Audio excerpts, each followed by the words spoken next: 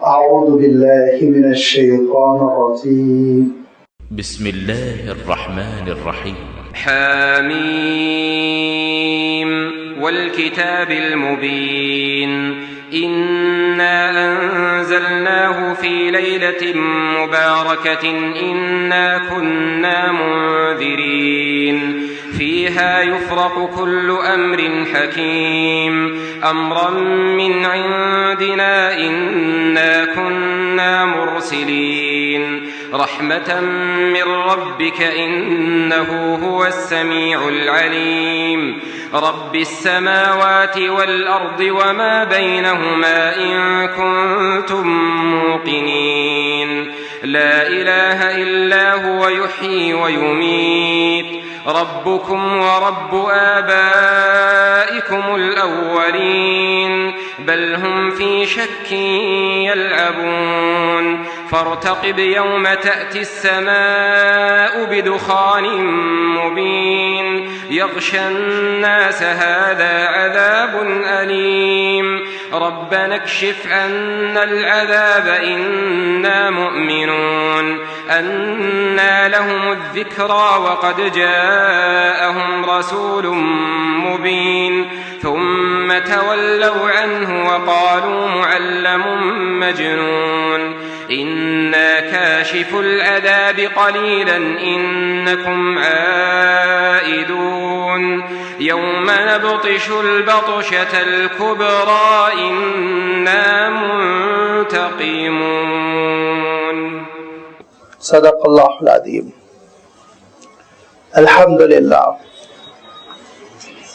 الحمد لله رب العالمين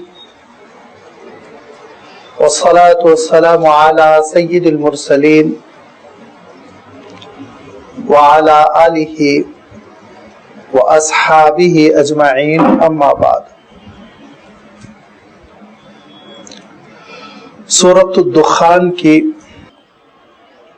یہ ابتدائی 16 آیتیں ہیں جن کی ابھی آپ کے سامنے تلاوت کی گئی. ان آیتوں میں اللہ تعالیٰ نے جن 3 اہم باتوں کا تذکرہ فرمایا، انشاءاللہ ان کی وضاحت دھیرے دھیرے آپ کی خدمت میں آئے گی، لیکن اس سے پہلے بطور تمہید 2 باتیں آپ کی خدمت میں عرض کر دینا مناسب ہے، جس میں سے پہلی بات تو یہ ہے کہ سورۃ الدخان، دخان جس کے معنی دھوئیں کے ہوتے ہیں اور کیوں یہ لفظ استعمال کیا گیا، انشاءاللہ اس کی وضاحت آئے گی. یہ سورت یعنی سورۃ الدخان اللہ کے رسول صلی اللہ علیہ وسلم پر ہجرت سے پہلے نازل ہو چکی تھی، جس کے معنی یہ ہے کہ یہ سورت مکی سورت ہے. البتہ کب نازل ہوئی تھی متعین طور پر یہ بتانا ذرا مشکل ہے، اگرچہ کہ اس سورت کے جو مضامین ہیں، جو مفہوم ہیں، ان مضامین کو سامنے رکھتے ہوئے مفسرین نے بتانے کی کوشش کی کہ مکہ مکرمہ میں یہ سورت اس وقت نازل ہوئی جبکہ حضور اکرم صلی اللہ علیہ وسلم کی مخالفت زور پکڑ چکی تھی اور نبوت کے 7-8 سال گزر چکے تھے. قریش آپ کی مخالفت پر جری ہو چکے تھے. حضرت ام المؤمنین خدیجہ الکبریٰ رضی اللہ تعالی عنہ وفات پا چکی تھی. حضور اکرم صلی اللہ علیہ وسلم کے چچا جو ایمان نہ لانے کے باوجود آپ صلی اللہ علیہ وسلم کی سپورٹ کیا کرتے تھے، مدد کیا کرتے تھے، وہ بھی وفات پا چکے تھے. نبوت کے 6 سال یہ دونوں کی وفات ہو چکی تھی. اور اب مخالفین کا عالم یہ تھا کہ ان کو کسی کا ڈر نہیں تھا، کسی کی مروت نہیں تھی، لہذا کھل کر آپ صلی اللہ علیہ وسلم کی بھی مخالفت کر رہے تھے، مسلمانوں کی بھی مخالفت کر رہے تھے۔ صحابہ کو بالخصوص جو کمزور تھے، غریب خاندانوں سے تعلق رکھتے تھے، ان پر ظلم کے پہاڑ توڑ رہے تھے۔ یہی وہ حالات ہے جس میں سورۃ الدخان اللہ تعالیٰ نے ایک عجیب و غریب شان کے ساتھ نازل فرمائی، جس کی انشاءاللہ وضاحت آنے والی ہے۔ اور دوسری بات بھی بطور تمہید میں یہ عرض کرنا چاہتا ہوں کہ اس سورت سے پہلی جو سورت گزر چکی ہے، سورۃ الزخرف، اس کا بھی زمانہ تقریباً یہی ہے۔ حاصل بھی دونوں سورتوں کا تقریباً یکساں ہے۔ فرق یہ ہے کہ آپ دیکھیں گے سورۃ الزخرف میں اللہ تعالی نے نزول کتاب کے سلسلے میں ارشاد فرمایا کہ یہ اللہ تعالی کی عظیم الشان رحمت ہے، یہ وہ کلام ہے جو سراسر پوری انسانیت کے لیے رحمت ہے۔ اگر معدود چند انگلیوں پر گنے جانے والے لوگ مخالفت کر رہے ہیں تو یہ تھوڑی ہوگا کہ اللہ تعالیٰ اپنی رحمت سے ساری انسانیت کو محروم کر دے، ہرگز نہیں۔ وہ ضرور اپنا کلام پورا پورا نازل فرمائے گا، اور اس کلام سے انسانیت ضرور مشرف ہوگی، ہمکنار ہوگی۔ مخالفت کرنے والے یا تو یہ سدھر جائیں یا پھر یہ کہ اپنے انجام کو پہنچیں گے۔ بہت ممکن ہے اے نبی آپ کی خود حیات طیبہ میں اللہ کی وہ مدد اور نصرت نازل ہو جائے جس سے آپ خود دیکھ لیں اور آپ کی آنکھیں ٹھنڈی ہو جائیں کہ ان کا کیا حشر ہونے والا ہے۔ اب بصورت دیگر اگر آپ کی وفات بھی ہو جائے تب بھی اللہ تعالیٰ اس دین کو غالب لا کر رہے گا، کیونکہ یہ کوئی انوکھی نادر الوقوع یعنی ریئر قسم کی بات نہیں ہے، بلکہ پچھلے نبیوں اور رسولوں کے ساتھ بھی ایسا ہی ہوا۔ لہذا حضرت موسیٰ علیہ السلام کا تذکرہ کیا گیا، حضرت موسیٰ علیہ السلام کا دین فرعون کی سازشوں پر کیسے غالب آیا اس کا تذکرہ کیا گیا،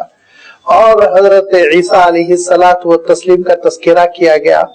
تو قریش کے لوگ اچھل پڑے، یہ دیکھو انہوں نے عیسیٰ کا نام لے لیا جو ایک خدا کی عبادت کی دعوت دیتے ہیں، وہ اس خدا کا نام لے بیٹھے جو تین خداؤں میں سے ایک خدا ہے، یعنی جو عیسائی نظریہ تھا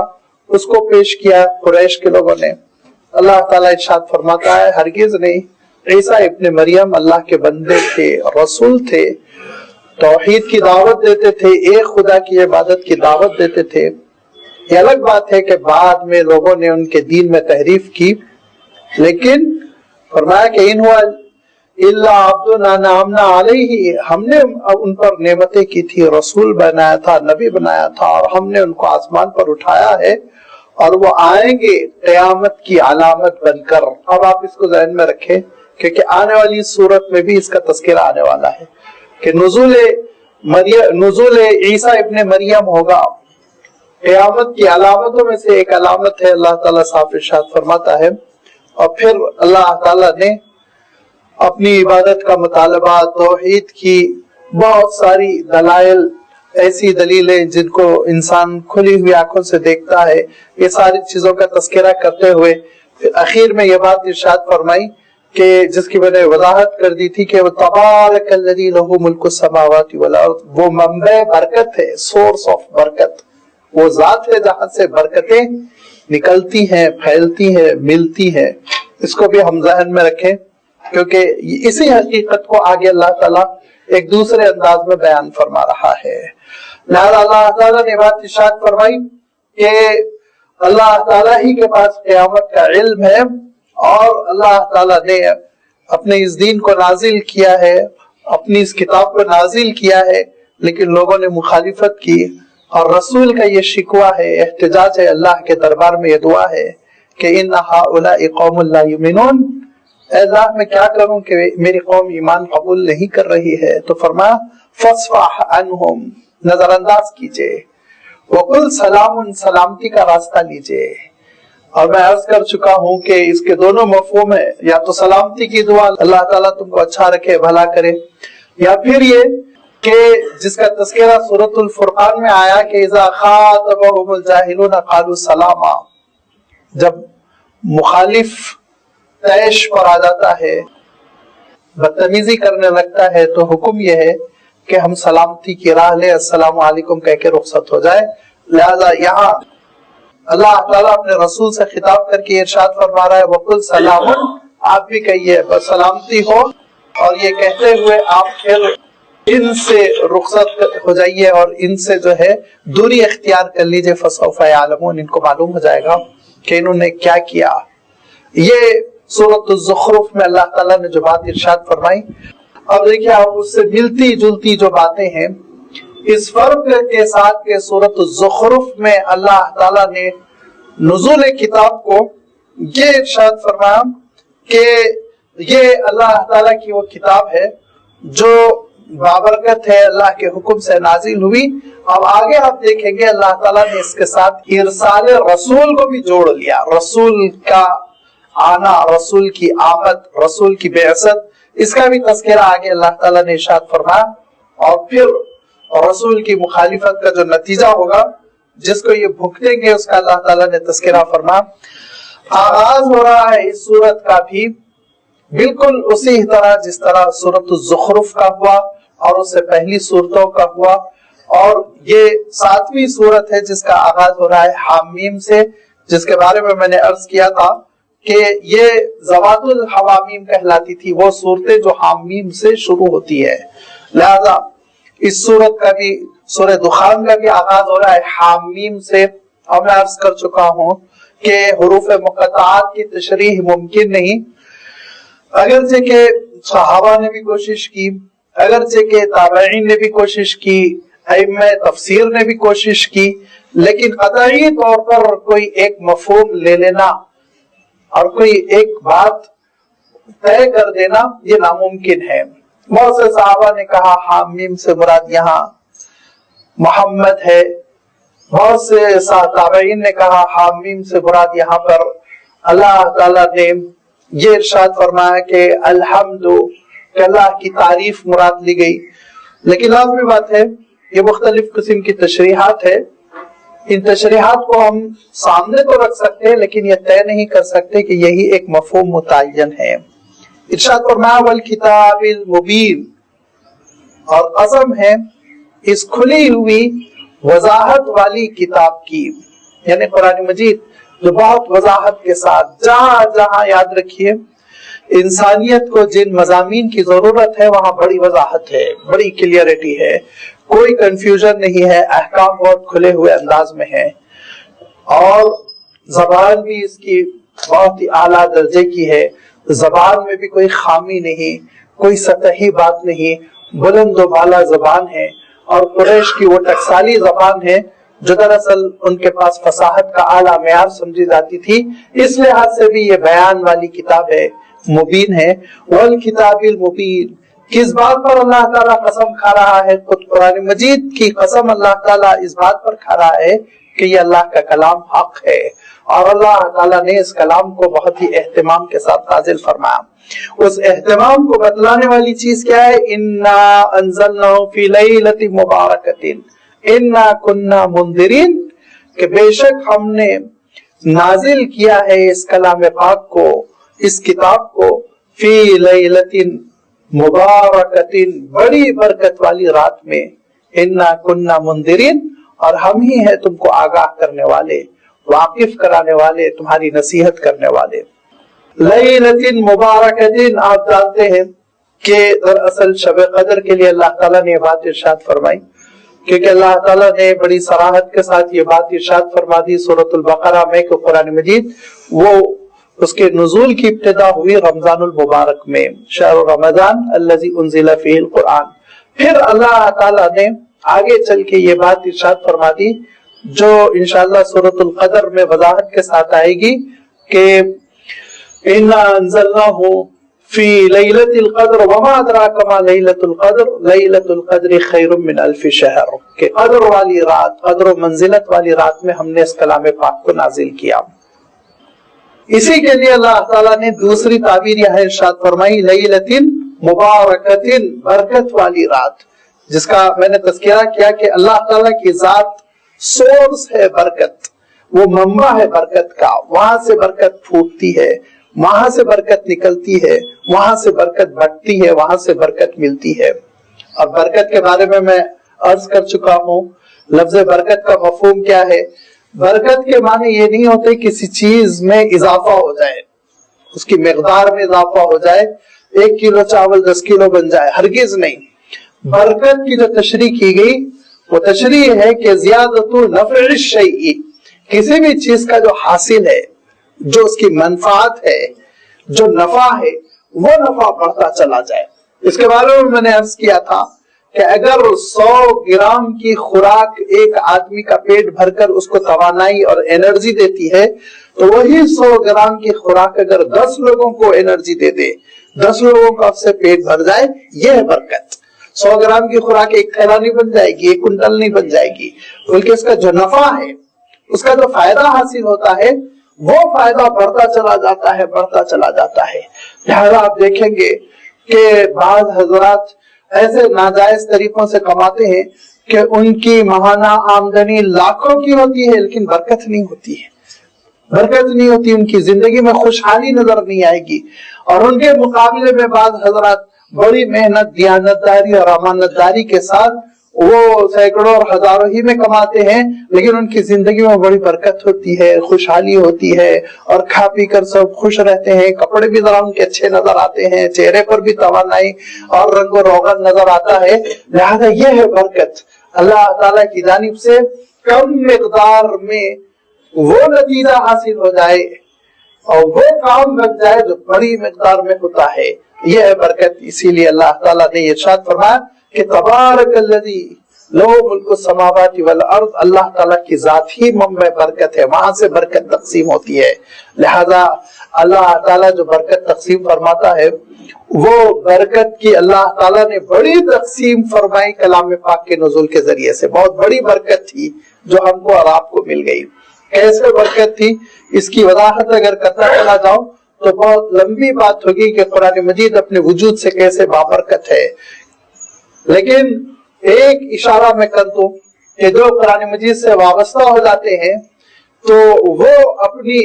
کم عمری میں وہ کام کر جاتے ہیں۔ کم عمری سے مراد اللہ تعالیٰ نے جو بھی عمر مقدر فرمائی اس میں وہ کام کر جاتے ہیں جو 10 گنا زیادہ 20 گنا زیادہ والے نہیں کر پاتے۔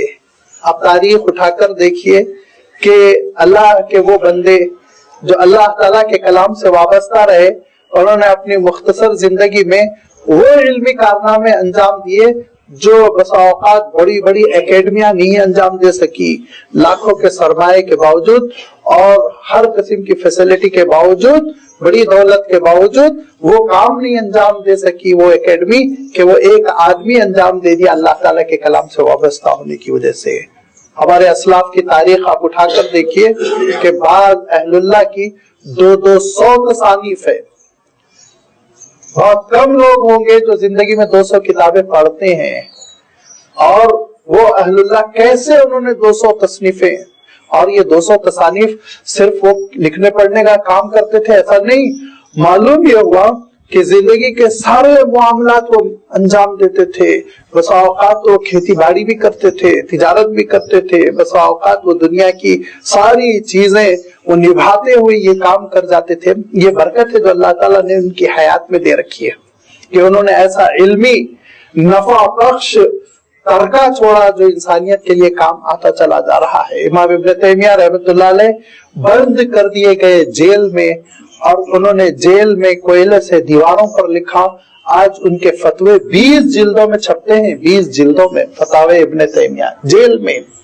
سارے سورسز بند کر دیے گئے لکھنے پڑھنے کے، نہ کتابیں ہیں مراجعات کے لیے، ریفر کرے گا آدمی تب لکھے گا نا، لیکن کوئی کتاب نہیں ہے وہاں پر سوائے کلام اللہ کے جو ان کے دل و دماغ میں محفوظ ہے. اور نہ علم ہے، نہ دوات ہے، نہ سیکریٹریٹ ہے، نہ مشورہ دینے والے ہیں، نہ ایڈوائزر ہے، لیکن وہ اپنی یادداشت سے ایسے انہوں نے فتاوے تیار کیے اور وہ باتیں لکھی جو آج تک کے سورس بنی ہوئی ہے، ریفرنس بنی ہوئی ہے، ان کے حوالے دیے جاتے ہیں. ایسے بیسیوں واقعات ہے کہ سارے ذرائع سے محروم کرنے کے باوجود بھی ان اللہ والوں نے جو کام کیا وہ کام اتنا اعلیٰ ہے، اونچا ہے، اکیڈمیکل ہے کہ آج تک باقی ہے، پڑھا جاتا ہے اور اس پر ریسرچ ہوتا ہے. یہ کیا ہے؟ دراصل اللہ تعالیٰ کی کتاب سے وابستگی کی ایک برکت ہے. اب میں اس کی اگر وضاحت کرتا چلا جاؤں تو بیسیوں مثالیں ہوں گی کہ آپ اللہ تعالیٰ کے کلام سے وابستہ ہو جائیں تو آپ کے وقت میں برکت ہوگی. آپ اللہ تعالیٰ کے کلام سے وابستہ ہو جائیں آپ کی آمدنی میں برکت ہوگی. آپ کلام اللہ سے وابستہ ہو جائیں رزق میں برکت ہوگی. آپ کلام اللہ سے وابستہ ہو جائیں گھر کے اہل و عیال میں عجیب و غریب برکت ہوگی، مطیع ہوں گے، فرمانبردار ہوں گے، محبتیں ہوں گی، الفت ہوگی، ماحول تبدیل ہو جائے گا. لہذا اللہ تعالیٰ نے اس کلام پاک کو بابرکت بنایا اور اتنا یہ کلام پاک بابرکت ہے کہ جس وقت نازل ہوا وہ وقت ہمیشہ کے لیے بابرکت بنا دیا گیا، اور وہ ہے قدر والی رات لیلۃ القدر جو رمضان المبارک کے آخری عشرے میں ہوا کرتی ہے، جس کو وضاحت کے ساتھ اللہ کے رسول صلی اللہ علیہ وسلم نے نہیں بتایا تاکہ لوگوں کے اندر تلاش جستجو کا جذبہ باقی رہے، ایک رات عبادت کر کر سال بھر سونے والے نہ بن جائیں. اِنَّا أَنزَلْنَاهُ فِي لَيْلَةٍ مُبَارَكَةٍ أَنزَلْنَاهُ اہتمام کے ساتھ ہم نے نازل کیا. لہذا یہ جو لیلۃ المبارکہ، یہ جو رمضان المبارک کی رات تھی قدر والی جس میں قرآن مجید نازل ہوا، اس کے سلسلے میں یہ مفسرین نے لکھا کہ اللہ تعالیٰ نے لوح محفوظ سے اس کلام پاک کو لے کر حضرت جبرائیل امین کے حوالے کیا، اور حضرت جبرائیل امین یہ کلام پاک بیت العزہ تک پہنچا کر اس کلام پاک کو پھر 23 سالوں تک مختلف مرحلوں میں اللہ کے حکم سے نازل فرماتے رہے. کیونکہ اللہ تعالیٰ قرآن پاک میں صاف ارشاد فرماتا ہے کہ یہ وہ کلام پاک ہے فی لوح محفوظ، جو اللہ تعالیٰ کے پاس ایک لوح محفوظ میں رکھ دیا گیا حفاظت سے. کتاب مکنون ارشاد فرما، ایک ایسی پوشیدہ کتاب جہاں تک کوئی پہنچ نہیں سکتا تھا، اور وہ کتاب وہ لوح محفوظ حوالے کر دیا گیا تھا سفارہ ارشاد فرمایا ان فرشتوں کے جو سفارہ کہلاتے ہیں، اور وہ فرشتے اس کلام پاک کے حامل اس کلام پاک کو لوح محفوظ میں لیے ہوئے اللہ کے حکم سے کھڑے ہوئے تھے کہ وہاں سے اللہ تعالیٰ نے حکم دیا کہ کلام پاک حاصل کیا جائے. یہ وہ برکت والی رات تھی جس وقت یہ فیصلہ ہوا. اور پھر حضرت جبرائیل امین نے وہاں سے بیت العزہ دراصل یہ دو چیزوں کا تذکرہ آتا ہے. ایک ہے بیت المعمور جس کا سورۃ الطور میں تذکرہ ہے. یہ بیت المعمور حضور اکرم صلی اللہ علیہ وسلم نے ارشاد فرمایا 7ویں آسمان پر یہ کعبۃ اللہ کے بالکل پیرالل متوازی ایک گھر ہے، جس کے بارے میں حضرت جبرائیل امین نے حضور اکرم صلی اللہ علیہ وسلم سے یہ بات فرمائی تھی کہ یہاں فرشتے طواف کرتے ہیں اور ہر روز 70,000 فرشتے طواف کرتے ہیں. ایک مرتبہ طواف کر لیتے ہیں تو دوبارہ ان کی باری ہی نہیں آ پاتی، ہر روز نئے فرشتے طواف کرتے ہیں. یہ ہے 7ویں آسمان پر بیت المعمور، اور یہی کعبۃ اللہ کے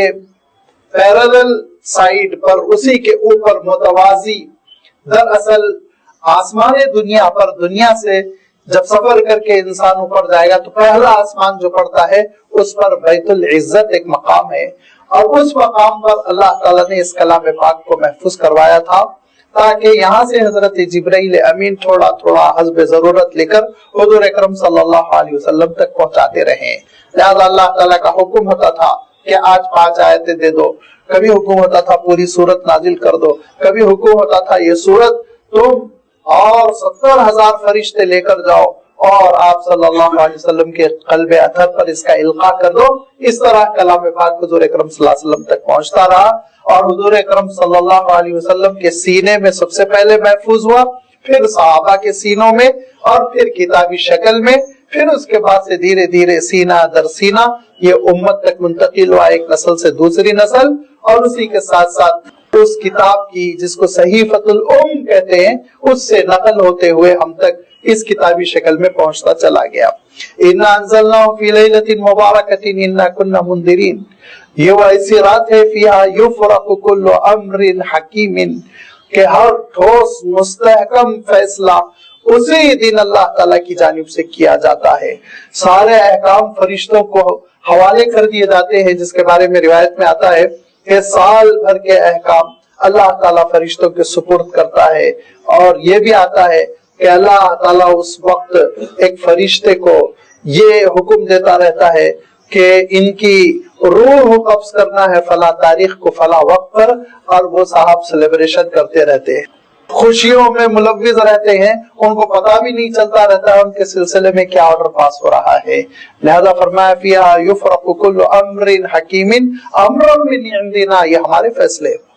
ہماری جانب سے یہ فیصلے صادر ہوتے ہیں، اور ہم نے ہی یہ فیصلہ کیا کہ اب آخری رسول کو بھیجا جائے۔ انا کننا مرسلین، ہم ہی ہیں جو رسولوں کو بھیجتے رہے، لہذا رسالت کا تذکرہ فرمایا۔ اور حضور اکرم صلی اللہ علیہ وسلم کی آمد ہوئی، اللہ کے رسول صلی اللہ علیہ وسلم کی بعثت ہوئی، مکہ مکرمہ میں ہلچل مچی ہوئی ہے، مخالفتیں ہو رہی ہیں، مشرکین مکہ اللہ کے رسول صلی اللہ علیہ وسلم کو الزام دے رہے ہیں۔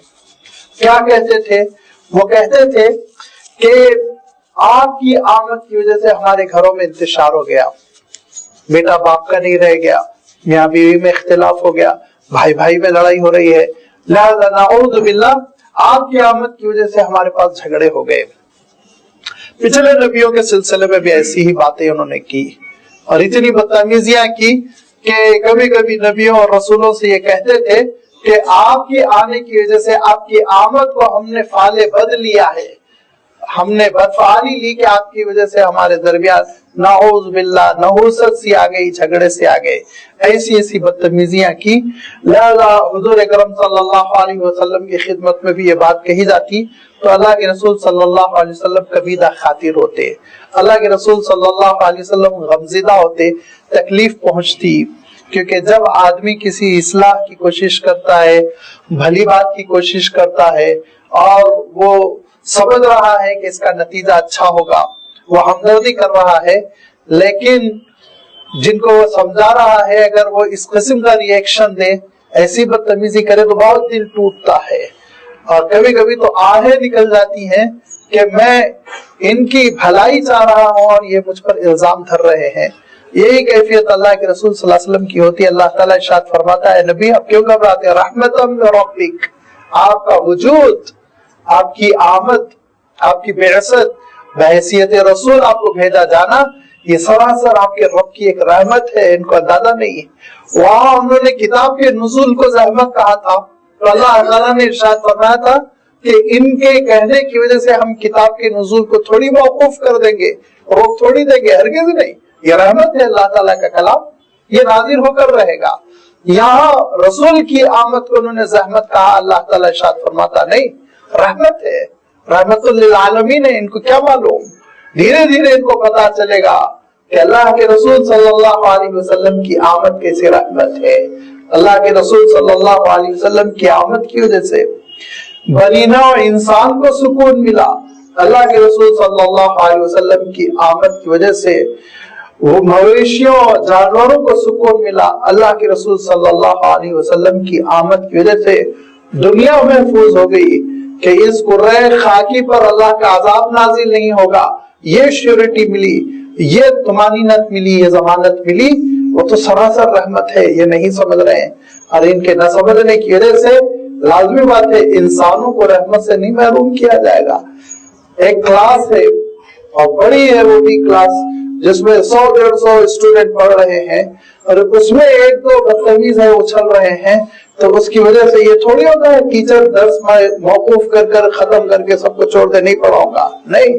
ان 2-3 کو سزا دی جائے گی، نکال دیا جائے گا، بیک آؤٹ کیا جائے گا، باقی معصوم جو طلبہ ہیں ان کا تھوڑی نقصان کیا جائے گا۔ لہذا یہ ساری انسانیت کو محروم کر کر چند اوباش قسم کے مخالفین کی بات تھوڑی مانی جائے گی، ان کو اچھلنے دیجئے۔ जिस परवरदिगार ने आपको भेजा है, इन्नहु हुवा समीउल अलीम, वो जानता भी है, सुनता भी है, इनके एक्टिविटी से वाकिफ है, और इनकी साजिशों से, इनकी सरगोशियों से, इनकी अफवाहों से जो बात फैला रहे हैं, गलत प्रोपेगेंडे कर रहे हैं, सबसे वो परवरदिगार वाकिफ, सुन रहा है, देख रहा। लिहाजा इरशाद फरमा, एक वक्त आएगा वो भुगतेंगे। और उसके आगे तस्करा फरमा, कौन है जो अपने रसूल को भेज रहा है? रब्बी समावाति वल अर्दि वमा बैनहुमा, जमीन और आसमान का मालिक, जमीन और आसमान का रब, पैदा करने वाला खालिक, जमीन और आसमान के दरमियान जितनी चीजें हैं, वमा बैनहुमा, उन सारी चीजों का वो परवरदिगार। इन कुंतुम मौकिनीन, अगर तुम यकीन करना चाहो तो गौर कर लो, कौन है मालिक? लाजमी बात है खालिक का, मालिक का और रब होने का एतराफ सबको करना पड़ता है। ऊपर वाला, उस ऊपर वाले में शरीक करने एक अलग बात है, शिर्क में पड़ जाए ये एक अलग गलती है, लेकिन एतराफ करना पड़ता है कि इतनी अजीम शान कायनात जो है, ये अजीम शान कायनात पैदा करने वाला, उसके तकाज़ों को पूरा करने वाला, उसकी जरूरियात को फराहम करने वाला वो एक ही है। लिहाजा इरशाद फरमाया, उसी परवरदिगार ने जिसने तुम्हारी जिस्मानी जरूरियात की तकमील की, जिसने तुम्हारे लिए ग़िज़ा का इंतजाम किया, जिसने तुम्हारे लिए फिजा का इंतजाम किया, राहत का इंतजाम किया, दिन और रात का निजाम बनाया, वो तुम्हारी रूहानी ग़िज़ा से गाफिल हो जाएगा? हरगिज़ नहीं। वो तुम्हारी उखरवी सलाह से, फलाह से गाफिल हो जाएगा? हरगिज़ नहीं। लिहाजा आखिरत की कामयाबी के लिए और रूहानी तरबियत के लिए उसने अपने रसूल को भेजा है। ला इलाहा इल्ला हुवा युहयी व युमीत, नहीं है कोई माबूद उसी परवरदिगार के सिवा जो जिंदगी भी देता है, मौत भी देता है। हयात भी उसी के हाथ में है, वही हयात अता करता है, और जिंदगी छीन लेना भी उसी के हाथ में है, वही मौत से दो चार करता है। रब्बुकुम व रब्बु आबाइकुमुल अव्वलीन, तुम्हारा रब भी है, तुम्हारे आबा और अजदाद का रब भी है, जिनको तुम मुकद्दस समझकर खुदाई में शरीक कर देते हो। बिलखुसूस लोगों ने हजरत ईसा अलैहिस्सलाम के सिलसिले में बड़ी गलती की और उनको खुदाई में शरीक करने की कोशिश की। हजरत ईसा अलैहिस्सलाम पूरी जिंदगी ये पुकारते रहे, कहते रहे कि देखो मेरा तुम्हारा रब अल्लाह है, अल्लाह है, उसी के लिए सजदे करो, उसी के आगे हाथ फैलाओ। लिहाजा अल्लाह ताला इरशाद फरमाता है, वो तुम्हारे असलाफ जो गुजरे हुए हैं और उनमें से बाजों को जब तुम मुकद्दस बनाकर खुदाई में शरीक करने की कोशिश करते हो तो याद रखो वो भी अल्लाह ताला के दरबार में सजदे में गिर के तड़पते थे, रोते थे, हिदायत मांगते थे और मदद मांगते थे, जिंदगी मांगते थे, जिंदगी का सामान मांगते थे, आखिरत मांगते थे, आखिरत की कामयाबी मांगते थे। लिहाजा जिस परवरदिगार को तुम्हारे बुजुर्गों ने पुकारा, जिस परवरदिगार को तुम्हारे आबा और अजदाद ने पुकारा, जिस परवरदिगार को सलफ सालेहीन ने पुकारा, उसी परवरदिगार को तुम भी पुकारो। कहाँ और जा रहे हो? ला इलाहा इल्ला हुवा युहयी व युमीत, नहीं है कोई माबूद सिवाय उसके जो हयात भी देता है, मौत भी देता है। रब्बुकुम व रब्बु आबाइकुमुल अव्वलीन, तुम्हारा रब भी है और तुम्हारे आबा व अजदाद पिछले जो गुजर चुके हैं उनका रब भी है। ये हकीकत है, अकल को अपील करती है, समझ में आने वाली बात है। हमारा बच्चा समझ रहा है, हमारे जहनों को इत्मीनान हो रहा है, लेकिन इतने बड़े पढ़े लिखे ऊंचे ऊंचे ओहदों पर बैठे हुए, बड़ी बड़ी डिग्रियां लिए हुए, बड़े समझदार, दुनिया के मामले में तो ऐसे समझदार के अच्छे अच्छे फैसले करते हैं, लेकिन यह हकीकत उनको समझ में नहीं आ रही है। क्यों? जो चीज एक बच्चे को समझ में आ जाना चाहिए कि इस कायनात को किसने पैदा किया, जो चीज एक बच्चे को भी समझ में आ जाती है कि इतनी अजीम शान दुनिया, दुनिया की नेमतें, ये दरख्त, ये फल और ये जानवर, ये जानदार, ये इंसान, ये जमादात, ये नबातात, सारी चीजों का एक ही रब है, उसी की इबादत होनी चाहिए, कोई शरीक नहीं। कुरान मजीद में अल्लाह ताला ने सवालात किए, पूछा कौन है जो फला चीज को पैदा किया, कौन है जो फला चीज को चला रहा है, कौन है जो सूरज को रोशन रखा हुआ है, कौन है जो दुनिया को घुमा रहा है, कौन है जो दरख्तों को उगाता है, कौन है जो पानी बरसाता है। तो फिर खुद अल्लाह ताला इरशाद फरमाता है, हर एक का जवाब देंगे सयक़ूलून अल्लाह अल्लाह अल्लाह अल्लाह। फिर इबादत का मसला आता है तो दूसरों की क्यों करते हो, दूसरों के आस्थाने पर सर क्यों झुकाते हो, फिर अल्लाह की जात में दूसरों को शरीक क्यों करते हो? ارشاد فرمایا اس کی وجہ ہے، اگر ہم لوگ سمجھ لیں تو انڈیا میں بلکہ پوری دنیا میں ہم کو ایک بہت بڑی حقیقت سمجھ میں آئے گی۔ جو سوال ہمارے اور آپ کے ذہنوں میں پیدا ہوتا رہتا ہے کہ بڑے تعلیم یافتہ یونیورسٹیوں کو چلانے والے، ایڈمنسٹریشن کو چلانے والے اور بڑی بڑی ڈگریوں کے ہولڈرز، مالک، یہ کیسے شک میں پڑے ہوئے ہیں، عقل سے کام کیوں نہیں لیتے؟ دراصل عقل سے کام لیتے ہیں، وہ یاد رکھیے، اور یہ بات بس اللہ تعالیٰ ارشاد فرما سکتا ہے۔ جو دل کی سرگوشیوں، دل کی دھڑکنوں سے واقف ہے اور ذہن کے دریچوں میں جو خیالات داخل ہوتے ہیں ان سے بھی واقف ہے، وہی پروردگار، وہی العلیم السمیع، وہی ذات بتا سکتی ہے کہ عالم یہ ہے کہ بل ہم فی شک یلعبون، ان کو شک ہے اپنے نظام کے سلسلے میں، ڈاؤٹ ہے ان کو، وہ سمجھتے ہیں کہ ہم غلط چیز پر ہیں۔ لیکن مسئلہ کیا ہے؟ اگر وہ سچائی کو اختیار کر جائے، وہ حق کو اختیار کر جائے، اللہ تعالیٰ کی توحید اور اس کی فرما برداری کو اختیار کر جائے،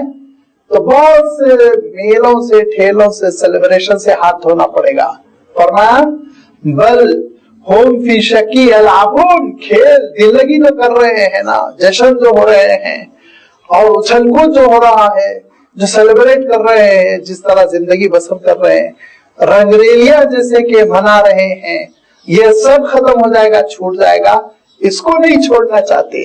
وہ اپنے شادیوں کو اور شادیوں کی رنگریلیوں کو، وہ اپنی عیدوں اور تہوار کو اور تہوار کے سیلیبریشنز کو، مختلف نام پر کھانے پینے کی کوششوں کو، یہ سب کو وہ اپنا مطمع نظر بنائے ہوئے ہیں۔ اصل چیز ان کے سامنے دنیا اور دنیا کی زندگی ہے۔ وہ چاہتے ہیں کہ پوری طرح دنیا کی زندگی سے وہ انجوائے کر لیں، لطف اٹھا لیں، اور ذرہ برابر کسی قسم کی کوئی قربانی نہ دے، کوئی فرحت اور کوئی خوشی چھوڑنے کو گوارا نہیں کرتے۔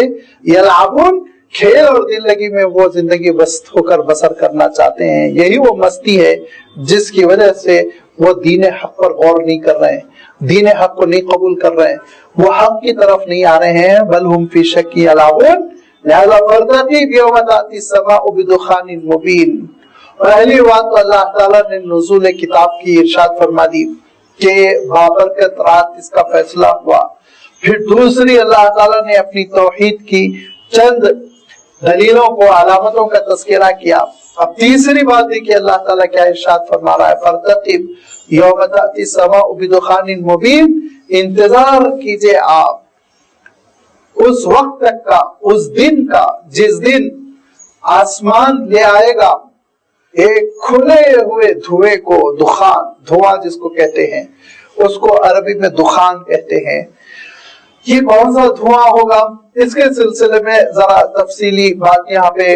آنی ہے، لیکن اس سے پہلے ذرا بات کی آیتوں کی بھی میں تشریح کر دوں، اور دھوئے سے کیا مراد ہے اس کو میں مؤخر کرتا ہوں، بعد میں آپ کی خدمت میں وضاحت رکھ دوں گا۔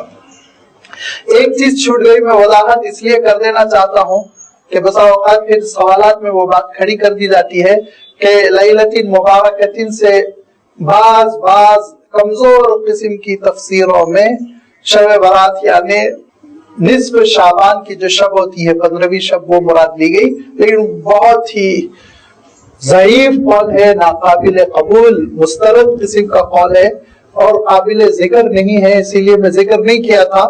لیکن مجھے ڈر ہوا کہ پھر سوالات میں لوگ کہیں گے کہ فلاں کتاب میں نے پڑھا کہ اس سے مراد شب برات ہے، آپ نے تو تذکرہ ہی نہیں کیا، اسی لیے میں تذکرہ کر رہا ہوں۔ بہت مرجوع مانے ریجیکٹڈ قسم کا، ناپسندیدہ قسم کا یہ قول ہے، بعض مفسرین نے لکھ دیا، ورنہ سارے مفسرین نے لیلۃ مبارکۃ سے مراد قدر والی رات، رمضان المبارک کی وہ رات جس کو ہم شب قدر سے موسوم کرتے ہیں، وہی مراد لی۔ اب میں جو بات درس کر رہا تھا کہ ایک دھواں آئے گا، فارتقب کے معنی انتظار کیجئے، یوم تأتی السماء بدخان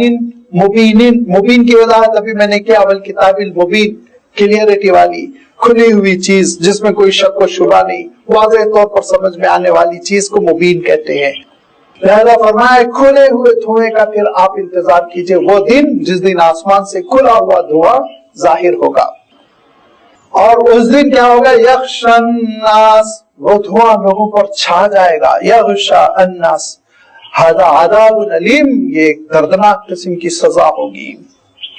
اس وقت لوگ کہہ پڑیں گے ربنا اکشف عنا العذاب، اے اللہ اس عذاب کو پھیر دیجئے، اس عذاب سے ہم کو نجات دے دیجئے، اس عذاب سے ہم کو بچا لیجئے، انا مؤمنون، ہم ایمان قبول کر رہے ہیں، ہم یقین کر رہے ہیں آپ کی باتوں پر، لہذا اس عذاب سے ہم کو اب آپ محفوظ کر دیجئے۔ فرمایا انا لهم الذکریٰ، لیکن وہ وقت نصیحت حاصل کرنے کا نہیں ہوگا، مہلت ختم ہو چکی ہوگی، اب نصیحت کا کیا فائدہ، اب ایمان لانے کا کیا فائدہ؟ یہ تو ویسا ہی ایمان ہے جیسے فرعون ڈوبتے ہوئے قبول کیا تھا، جبکہ اس کے منہ میں پانی گھس رہا تھا، دم گھٹ رہا تھا اور لگ رہا تھا ہچکولے کھاتے ہوئے کہ اب ڈوب کر ختم ہو جاؤں گا، تو اس نے کہا تھا میں ایمان قبول کرتا ہوں۔ ایسا ایمان اللہ تعالیٰ کے پاس قابل قبول نہیں ہے، لہذا ارشاد فرمایا انا لهم الذکریٰ، یہ نصیحت کا سامان اب کیا تم کو نفع پہنچائے گا، وقد جاءہم رسول مبین، جبکہ ہمارے رسول تمہارے پاس آ چکے تھے، وہ رسول جو وضاحت کے ساتھ بات کرتے تھے۔ پھر مبین کا لفظ اللہ تعالیٰ نے ارشاد فرمایا، وہ رسول جن کی تعلیمات میں وضاحت تھی، وہ رسول جو کھل کے تم کو سمجھایا کرتے تھے، وہ رسول تمہارے پاس آ چکے تھے، لیکن تم نے ان کی قدر نہیں کی، ناقدری کی، مخالفتیں کی، لہذا وقت گزر چکا ہے، مہلت کا دروازہ بند کیا جا چکا ہے، اب نصیحت کا سامان تمہارے لیے نفع بخش نہیں ہوگا، اب اس عذاب سے تم نجات نہیں پا سکو گے۔ جب رسول آئے تھے ثم تولوا عنہ، منہ پھیر لیا تھا، پہلو دہی کی تھی، ان کو اوائڈ کرنے کی کوشش کی تھی، ان سے بچ بچا کر، نظریں بچا کر گزرنے کی کوشش کرتے تھے، کانوں میں روئی ٹھوستے تھے۔ لازمی بات ہے کہ تم کو مہلت دی گئی، وہ مہلت تم نے قبول نہیں کی، اس مہلت کا تم نے فائدہ نہیں اٹھایا، اور تم نے کیا کہا، وقالوا معلم مجنون، رسول کے سلسلے میں تم نے مختلف قسم کی باتیں کی تھی، اور ان مختلف قسم کی باتوں میں سے دو کا تذکرہ یہاں اللہ تعالیٰ نے فرمایا۔ انہوں نے کبھی اللہ کے رسول صلی اللہ علیہ وسلم کو شاعر کہا، کبھی انہوں نے اللہ کے رسول صلی اللہ علیہ وسلم کو پیشن گوئیاں کرنے والا جوتش گیان قرار دیا، وغیرہ وغیرہ۔ یہاں انہوں نے دو باتیں جو کہی تھی اللہ تعالیٰ نے اس کا تذکرہ کیا، وقالوا معلم، کہا کہ ان کو پٹی پڑھا دی گئی، معلم سکھلایا گیا، کسی نے ان کو فیٹ کر دیا ہے جس کی وجہ سے یہ ساری باتیں کہہ رہے ہیں۔ کون کس نے فیٹ کیا؟ کون سی شخصیت ہے جس کی زبان کا یہ معیار ہے؟ کون سی شخصیت ہے جو اتنا بامانہ کلام پیش کر سکتا ہے؟ ذرا پیش تو کرو۔ اگر آج میرے پاس عالم یہ ہو جائے کہ ڈھیروں ڈھیر دولت آ جائے اور میں اس کو لٹا رہا ہوں، اور آپ کہنے لگے کوئی ان کو پیچھے سے فیٹ کر رہا ہے، کوئی ان کو پیچھے سے بیکنگ کر رہا ہے، دے رہا ہے، تو یہ کہہ دینے سے کام نہیں چلے گا نا آپ کو، نہ کورٹ قبول کرے گی، نہ انکم ٹیکس والے قبول کریں گے، وہ تو کہیں گے کون ہے پیچھے، ذرا بتاؤ، تم ثابت کرو، بینک اکاؤنٹ کون سا ہے جہاں سے پیسے شفٹ ہو رہے ہیں، کون سا دولت مند ہے جو ان کو پیچھے سے فائنانس کر رہا ہے، ذرا بتاؤ، اس کا نام لو، اس کو پکڑو تو پھر کاروائی کی جائے۔ جب اللہ کے رسول صلی اللہ علیہ وسلم قرآن مجید پڑھ کر سنا رہے ہیں، اور ماننے والے تو ماننے والے ہیں، مخالفین سر دھن رہے ہیں، دیوانے ہو رہے ہیں، مرعوب ہو رہے ہیں کہ کیسا عجیب و غریب کلام ہے، تو اگر کوئی سکھلا رہا ہے تو بتاؤ نا کون سکھلا رہا ہے؟ نعوذ باللہ بلال حبشی سکھلا رہے ہیں، نعوذ باللہ عمار سکھلا رہے ہیں، یا آصف سکھلا رہے ہیں، یا فارس کے رہنے والے سلمان سکھلا رہے ہیں، یا روم کے رہنے والے سہیب سکھلا رہے ہیں، یا قریشی ابو بکر سکھلا رہے ہیں، عبد الرحمن ابن عوف سکھلا رہے ہیں، عثمان ابن عفان سکھلا رہے ہیں، کون بتاؤ ٹیچر کون سکھلا رہا ہے؟ اور وہ سکھانے والا وہ بیچارہ اتنا سیدھا سادہ کہ ایک ہستی کو وہ اتنا عظیم الشان کلام دے رہا ہے کہ ان کا دنیا میں غلغلہ مچ رہا، شہرت ہو رہی ہے، اور خود بیچارہ اپنے سلسلے میں کچھ نہیں پیش کر رہا ہے،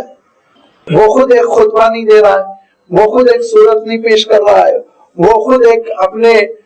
نثر کا، اپنی رائٹنگ کا ایک نمونہ نہیں پیش کر رہا ہے، اتنا چھپا ہوا سیدھا سادہ کون ہے؟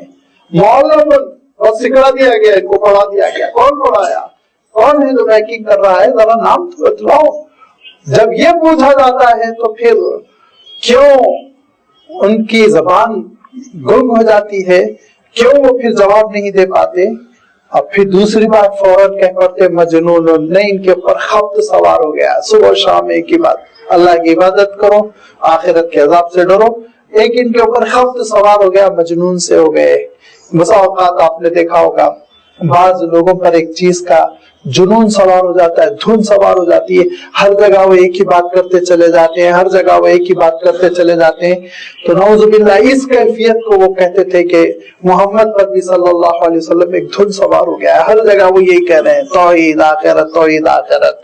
وقالوا معلم مجنون، تو کہا کہ جب تمہارے پاس رسول آئے، رسول نے تم کو سمجھایا تو تم نے ان کو کہا کہ ان کو پٹی پڑھا دی گئی، ان کو سکھلا دیا گیا ہے، پیچھے سے کوئی ان کو بتا رہا ہے اور یہ کہہ رہے ہیں اور یہ مجنون ہے، ان کے اوپر خبط سوار ہو گیا، اور ان کی ناقدری کی، اور پھر اس ناقدری کی وجہ سے آج اس عذاب کے تم شکار ہو رہے ہو۔ تو تم پھر یہ کہہ رہے ہو کہ اللہ آپ ہم کو مہلت دیجئے، عذاب پھیر دیجئے، اس عذاب سے ہم کو نجات دیجئے، ہم توبہ کر لیں گے، ایمان قبول کر لیں گے، اب کا مہلت ہے؟ اِنَّا کَاشِفُ الْعَذَابِ قَلِيلًا إِنَّكُمْ عائدون، تھوڑی دیر کے لیے بھی میں تم کو عذاب سے بچا لوں، تھوڑی مہلت اور دے دی جائے 10-15 منٹ کی، تم پھر وہی حرکت کرو گے، لوٹ کے وہی کام کرو گے۔ اور یہ کوئی ایسی انہونی قسم کی بات نہیں ہے جس کے سمجھنے کے لیے ہم کو مشکل ہو۔ ہم روزمرہ کی زندگی میں دیکھتے ہیں کہ جب ہم خود پھنس جاتے ہیں کسی مصیبت میں، کسی پریشانی میں ہم خود پھنس جاتے ہیں تو اللہ تعالیٰ سے وعدہ کرتے ہیں دل ہی دل میں، اے اللہ اس مصیبت سے نجات دے دیجئے، بڑے تیرے فرما بردار بندے ہو جائیں گے، یہ نیکی کریں گے، نماز تو چھوٹے گی نہیں اللہ، پوری وقت پر نماز ادا کروں، دھیرے دھیرے صحت مل گئی، دھیرے دھیرے مصیبت چھٹ گئی، دھیرے دھیرے احکام بولتے چلے گئے، دھیرے دھیرے پھر پرانی رویش پر انسان آ جاتا ہے۔ اللہ تعالیٰ نے ایک جگہ ارشاد فرمایا کہ سمندر میں سفر ہو رہا تھا، کشتی وہ نرغے میں آ گئی طوفان کے، چاروں طرف سے طوفان نے گھیر لیا، ہواؤں کے تھپیڑے کہ کشتی کو اچھال رہی ہے، تو لوگوں نے اللہ سے رجوع ہو کر پوری انابت کے ساتھ گریہ زاری کے ساتھ رو رو کے کہا پروردگار لئن انجیتنا من هذه لنکونن من الشاکرین، آپ ایک بار نجات دے کر تو دیکھیے، بچا کر دیکھیے، اتنی عبادت کریں گے، روزہ رکھیں گے، نماز پڑھیں گے، نیکی کریں گے، برائی نہیں کریں گے، خوب وعدے کیے۔ فلما انجاهم، ہوائیں پرسکون ہو گئی، کشتی پھر سر چلنے لگی، ساحل پہ پہنچ گئی، اذا هم يبغون في الارض بغیر الحق، زمین پہ پاؤں کیا پڑنا تھا، پہلا جملہ یہ کہے گا انسان، وہ بڑا کیپٹن جو ہے ہوشیار تھا، ذہانت سے اس نے جہاز کو بچا لیا، کشتی کو بچا لیا، ابھی تو تم گر گرا رہے تھے، سوائے اللہ کے کوئی تم کو نظر نہیں آ رہا تھا، اور پھر اس کے بعد سے جیسے ہی نجات ملی تو تم نے فوراً شکرانہ کسی اور کے لیے وقف کر دیا، پھر اس کے بعد سے ارشاد فرمایا پھر وہی بغاوت کرتا ہے، نافرمانی بھلا دیتا ہے انسان اللہ تعالیٰ کو، فراموش کر کر پھر نافرمانی میں مبتلا ہو جاتا ہے کہ صحت ایسی ہو گئی تھی انسان کی، خطرہ پیدا ہو گیا کہ یہ انجانا سا مرض ہے، علاج ہی نہیں ہو پا رہا ہے، دھیرے دھیرے معلوم یہ ہوا اللہ تعالیٰ نے شفا دینی شروع کر دی، اب دوائیں جسم کو لگ رہی ہے، باڈی نے ریسپانس کرنا شروع کر دیا، تو سب سے پہلے مٹھائی کا ڈبہ لے جا کر ڈاکٹر صاحب کو دیں گے، ڈاکٹر صاحب کی مہارت کی وجہ سے میں بچ گیا، ان کی محنت تو ہے اس میں کوئی شک نہیں، اللہ تعالیٰ نے ان کو آپ کا محسن بنایا، ذریعہ بنایا، لیکن یاد رکھیے شفا تو اللہ کے ہاتھ میں ہے، سب سے پہلے اس کے دربار میں سجدہ شکر ہو، اس کی عبادت ہو، اور جو دل میں کہا تھا کہ پوری زندگی آپ فرما برداری کے ساتھ بسر کروں گا، اس وعدے کو نبھایا جائے تو پھر اللہ تعالیٰ کے پاس پھر پچھلے گناہوں کو معاف کر دیا جاتا ہے، درجات بلند کر دیے جاتے ہیں، اور پھر معاملہ اللہ تعالیٰ کا رحمتوں کا ہو جاتا ہے، اس کے فضل کا ہو جاتا ہے۔ اِنَّا کَاشِفُ الْعَذَابِ قَلِيلًا، اگر ہم کچھ دیر کے لیے قلیلاً چند لمحوں کے لیے صحیح اس عذاب کو پھیر دیں، اِنَّكُمْ عَائِدُونَ، لوٹ کر پھر وہی جاؤ گے، وہی حرکت کرو گے جو کر آ رہے ہو، یہاں تک کہ یوم نبطش البطشۃ الکبریٰ، ایک آخری فائنل بڑی پکڑ ہماری آئے گی، اور اس کے بعد یاد رکھو انا منتقمون، ہم انتقام لینے پر قادر ہیں، سزا دینے پر قادر ہیں، अरहमुर राहिमीन, रहमान और रहीम। और ये रहमान और रहीम की सिफत को तुम सिर्फ और सिर्फ ये ना समझ लो नरमी ही नरमी, नरमी ही नरमी, नहीं, याद रखो उसके साथ उसका जलाल भी है, याद रखो उसके साथ उसका गजब भी है, याद रखो उसके साथ उसके पकड़ने की सिफत भी है। अब मसला ये है दुखान, ये धुआं जाहिर कब होगा या कब होगा, इसके सिलसिले में अगरचे के बातें तो 3-4 हैं, लेकिन बुनियादी तौर पर 2 ही इख्तिलाफ अहम है। एक कौल है हजरत अब्दुल्लाह इब्न मसूद रज़ी अल्लाह तआला अन्हु का, और एक कौल है हजरत अब्दुल्लाह इब्न अब्बास, हजरत अली और बड़े बड़े हजरत अबू हुरैरा और भी दीगर सहाबा का।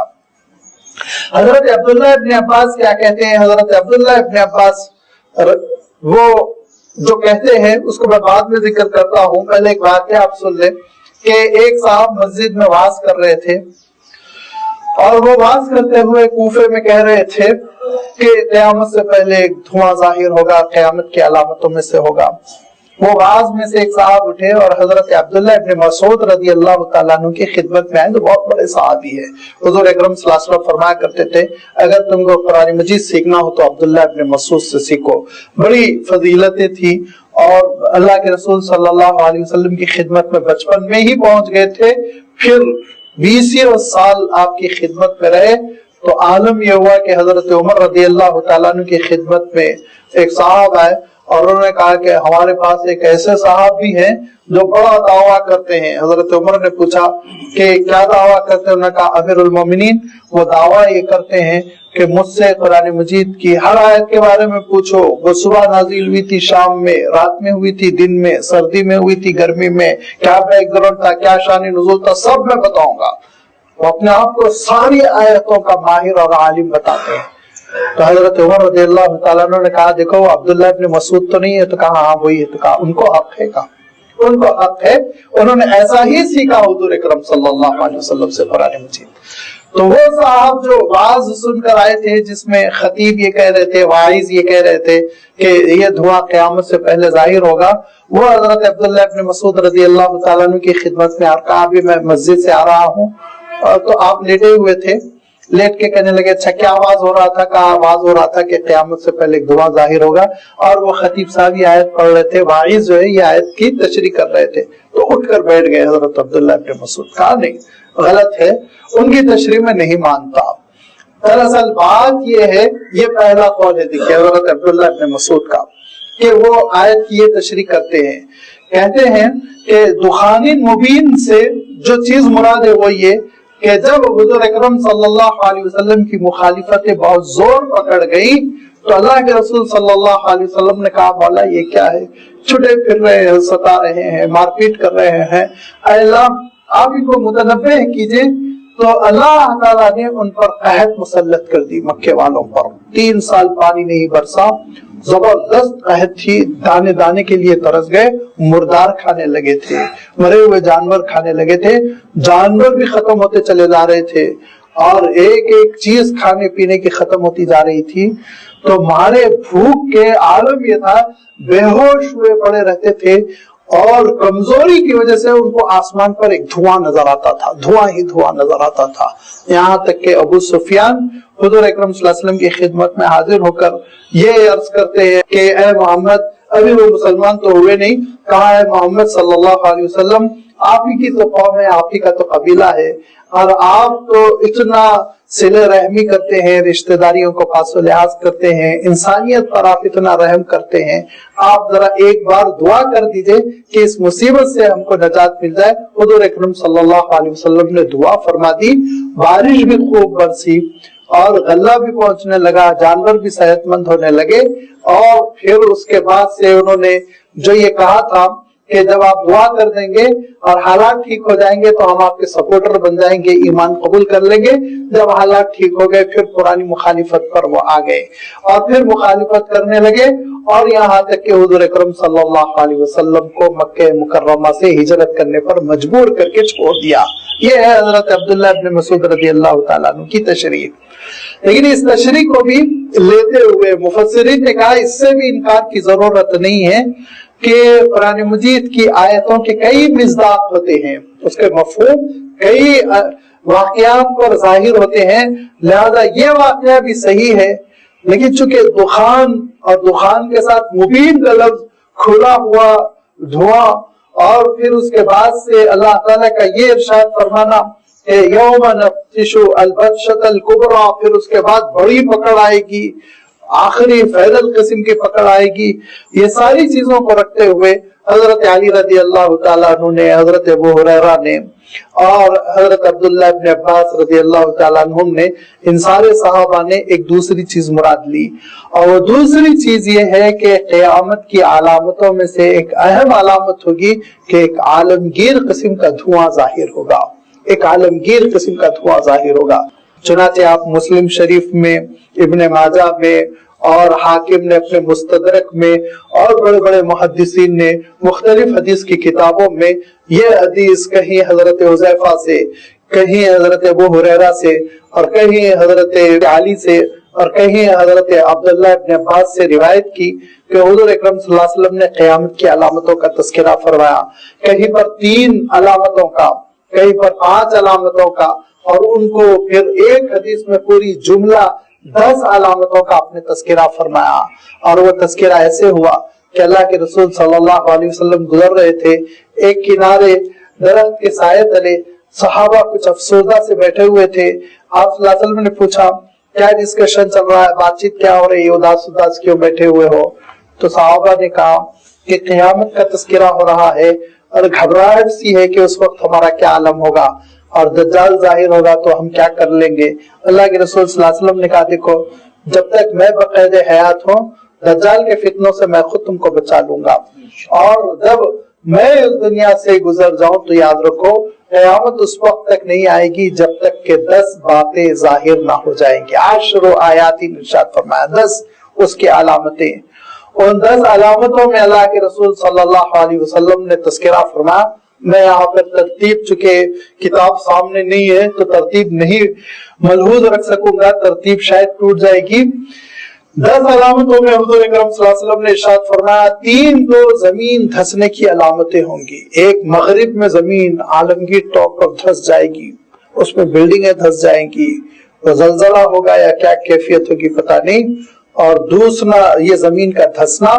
مشرق میں ہوگا، مشرقی ممالک میں ہوگا، اور تیسرا تو فرمایا جزیرت العرب میں ہوگا،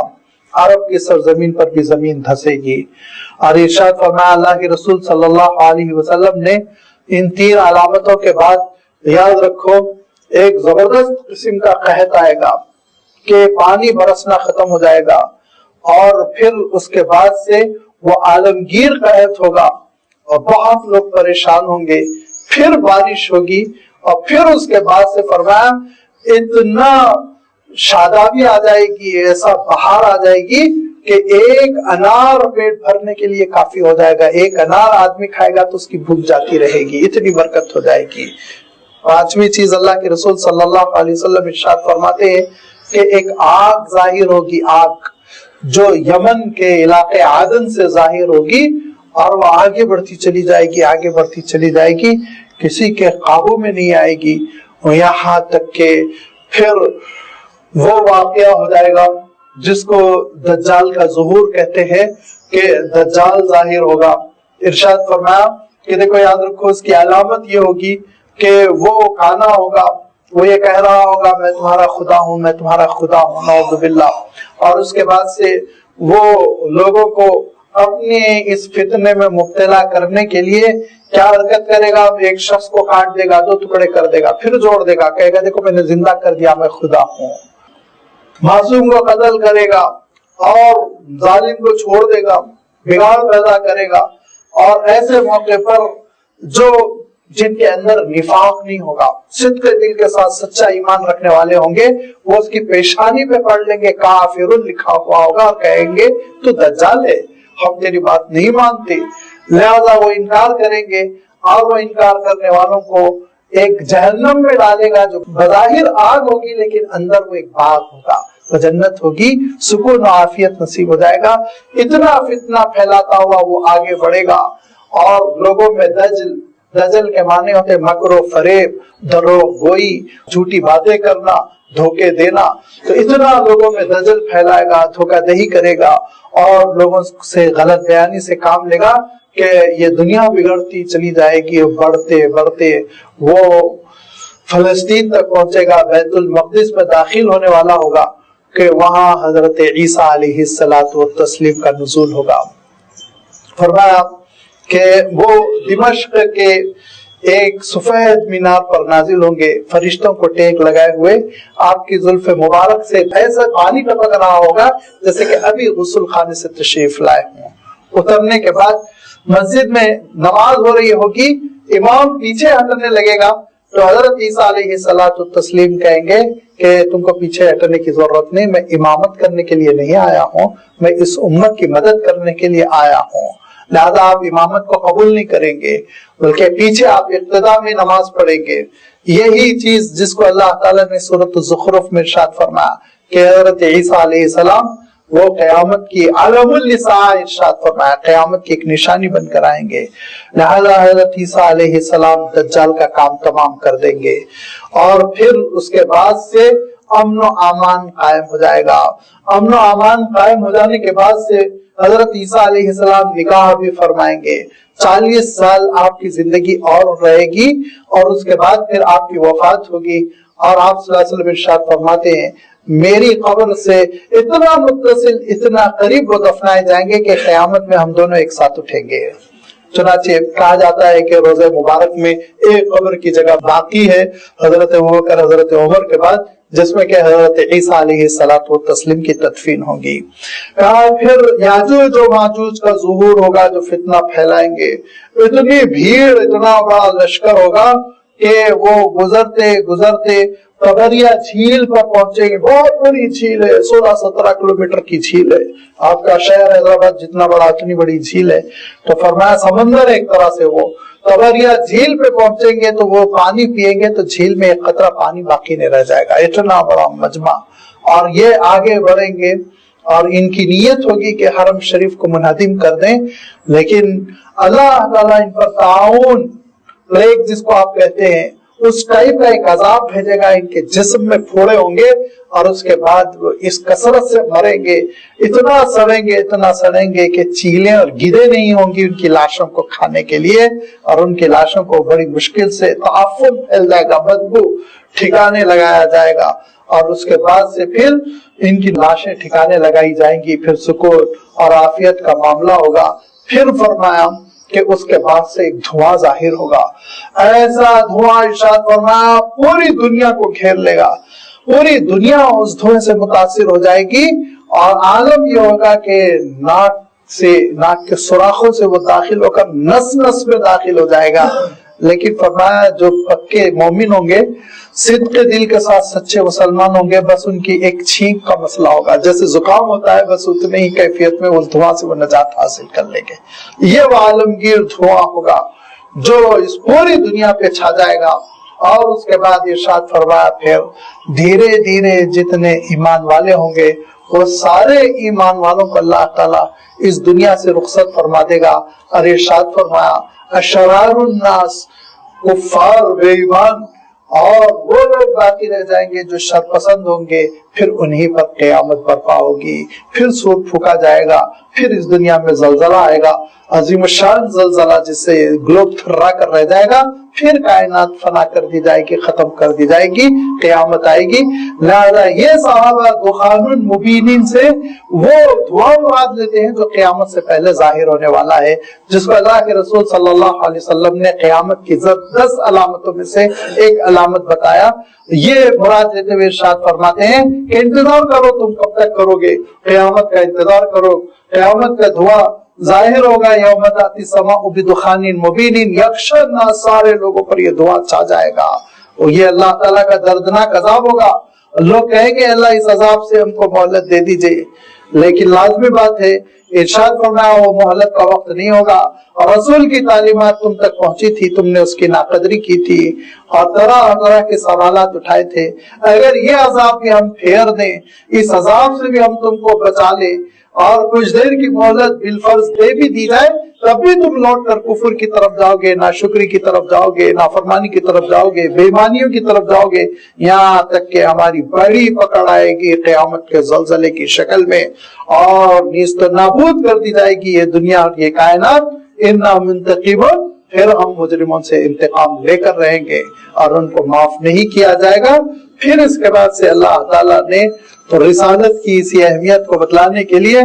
हजरत मूसा अलैहिस्सलातु तस्लीम का तस्करा किया कि वो बहैसियत रसूल आए तो फिरौन का क्या रिएक्शन था, फिरौन का क्या असर हुआ। इंशाअल्लाह उसकी वजाहत आइंदा इतवार आपकी खिदमत में रखी जाएगी। व आखिरु दावाना अनिल हम्दुलिल्लाहि रब्बिल आलमीन।